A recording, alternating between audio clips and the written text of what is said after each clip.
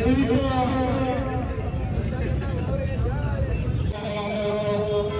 ಖಾಸಗೀಕರಣಕ್ಕೆ ಬೆಂಬಲವಾಗಿ ಎಲ್ಲ ರೈತ ಬಾಂಧವರಿಗೆ ತಾಲೂಕಿನ ರೈತ ಸಂಘದ ಪರವಾಗಿ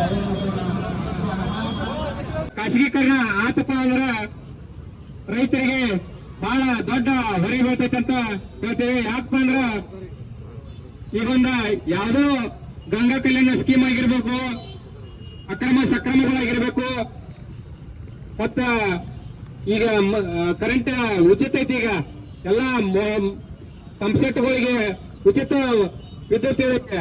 ಆಮೇಲೆ ಮನೆಗಳಿಗೆ ಭಾಗ್ಯ ಗೃಹ ಜ್ಯೋತಿ ಎಲ್ಲ ವಿದ್ಯುತ್ ಉಚಿತ ಐತಿ. ನಾವು ದುಡ್ಡು ಕೊಟ್ಟು ಖರೀದಿ ಮಾಡ್ಕೋಬೇಕಾಗ್ತೈತಿ. ಎಕ್ಸಾಂಪಲ್ ಏನಪ್ಪ ಅಂದ್ರೆ ಈಗ ನಾವು ಹೆಂಗ ಮೊಬೈಲ್ ಫೋನ್ಗಳಿಗೆ ಕರೆನ್ಸಿ ಹಾಕಿಸ್ತೇವಲ್ಲ, ಆ ತರ 5 ದಿವಸದಿಂದ ತಿಂಗಳ ಕರೆನ್ಸಿ ಹಾಕಿದಾಗನೇ ನಮ್ಮ ಮೋಟರ್ ಚಾಲು ಆಗ್ತಾವ. ಆಮೇಲೆ ಮನೆಗಳಿಗೆ ಆದ್ರೂ ಈಗ ವಿದ್ಯುತ್ ಭಾಗ್ಯ ಜ್ಯೋತಿ ಎಲ್ಲ ಇವ ಫ್ರೀ ಕೊಟ್ಟಾರ. ಈಗ ಕಂಪನಿಯವರು ಬಂದ್ರು ಅಂದ್ರೆ ಏನಾಗ್ತೈತಿ, ಅವಾಗಾದ್ರೂ ನಾವು ಕರೆನ್ಸಿ ಹಾಕಿದಾಗನ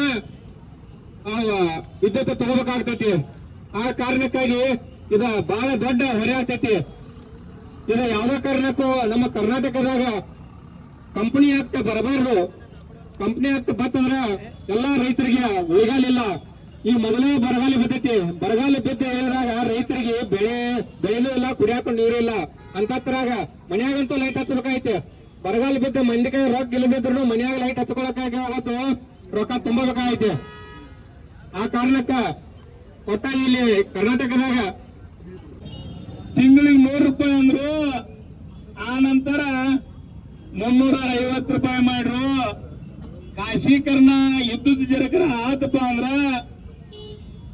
ನಾವ್ ನೀರ್ ಹಸೋ ಟೈಮ್ ರಾತ್ರಿ 2 ಗಂಟೆದಾಗ ಬಟನ್ ಹೊಡೆದು ಅಂದ್ರ ಅಲ್ಲಿ ಕರೆನ್ಸಿ ಮುಗಿತಂದ್ರ ಮರದನ ಹಾಕುವ ಮಟ್ಟ ಬಂದ್ ಆಕೈತಿ. ರೈತ ಕುಲಕ್ಕೂ ಉಳಗಾಲಿಲ್ಲ, ಈ ನಾಗರಿಕರಿಗೂ ಉಳಗಾಲಿಲ್ಲ ಅಂತ ಹೇಳಕ್ ಇಷ್ಟಪಡ್ತೀನಿ ನಾ. ಯಾಕಪ್ಪ ಅಂದ್ರ ಅರ್ಥ ಮಾಡ್ಕೋಬೇಕು ನಾವು ಖಾಸಗೀಕರಣ ಎಲ್ಲ ಖಾಸಗೀಕರಣ, ವಿಮಾನ ನಿಲ್ದಾಣ ಖಾಸಗೀಕರಣ ಆಯ್ತು, ರೈಲ್ವೆ ಖಾಸಗೀಕರಣ ಕೊಡ್ತಾ ಇರ್ತೀವಿ ಮಾತಾಡತಾರ. ಆಗಿರ್ಬೇಕಾದ್ರು ಖಾಸಗೀಕರಣ ನೀರಾವರಿ ನಿಗಮ ಮಾಡಿ ಹೋದ್ರು ಎಲ್ಲ ಇದ್ದು. ಪೊಲೀಸ್ ಇಲಾಖೆ ಇನ್ನೊಂದು ಸಡ್ಲಿ ಬಿಟ್ರೆ ಖಾಸಗೀಕರಣ ಮಾಡ್ತಾರೆ ಇವರು. ತಿಳ್ಕೋಬೇಕು ನಾವು. ಎಲ್ಲಾ ಖಾಸಗೀಕರಣ ಮಾಡ್ಬೇಕಾದ್ರೆ 5 ವರ್ಷಕ್ಕೊಂದು ಪ್ರಜಾಪ್ರಭುತ್ವ ಅಡಿಯೊಳಗ ಇಲೆಕ್ಷನ್ ಅಂತ ಯಾಕೆ ಮಾಡ್ತಾರೋ? ಇವತ್ತು ಈ ಚಿಕ್ಕೋಡಿ ಜಿಲ್ಲಾ ನಿಮಿಷ ದಯವಿಟ್ಟು ಪೊಲೀಸ್ ಇಲಾಖೆಯವರಲ್ಲಿ 10 ನಿಮಿಷ ಇರ್ತಾರೆ.